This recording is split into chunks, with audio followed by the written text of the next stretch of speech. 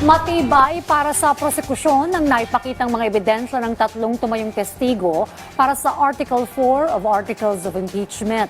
Sinagot naman ang House Prosecution ng pahayag ni Senator Judge Robin Padilla na one-sided umano ang prosekusyon. Yan ang ulat ni Vel Custodio live. Vel. Dayan, sa pagtatapos ang pagtalakay sa Article 4 ng Article of Impeachment na TREF, kumpiyansa ang prosecution panel na naging matibay ang mga ipresentang ebidensya at tatlong witnesses ang prosekusyon para patunayan na may pagbabantang ginawa ang si Vice President Sara Duterte.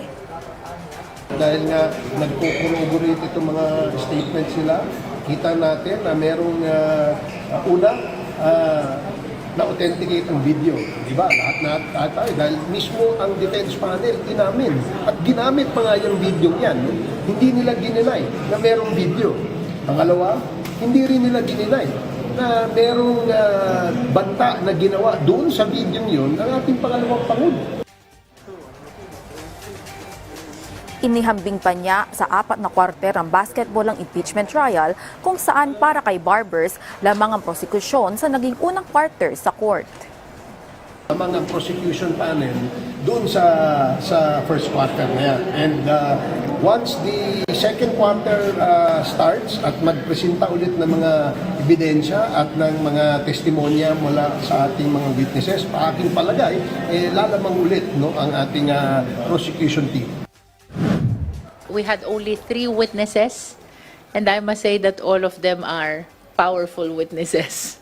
In the person of Agent Calilong, Attorney Lotok, and of course, ultimately, Director Matibag, na naging very important ang kanyang naging testimonya. Samantala, may komento naman ang prosekusyon sa pag-alma ni Senador Robin Hood Padilla sa pagiging one-sided umano ng prosekusyon. Na hindi one-sided ang ating persecution. Ano? With all due respect kay Senator Judge Robin Padilla, no? Apparently, this impeachment trial is adversarial. Maliwanag yun. Kaya merong prosecution is to establish the case. Kaya may defense is to defend the innocence of the respondent, no? So, it is very much anticipated that the prosecution is biased towards presenting the case. The prosecution really is for the prosecution, and the defense is for the defense.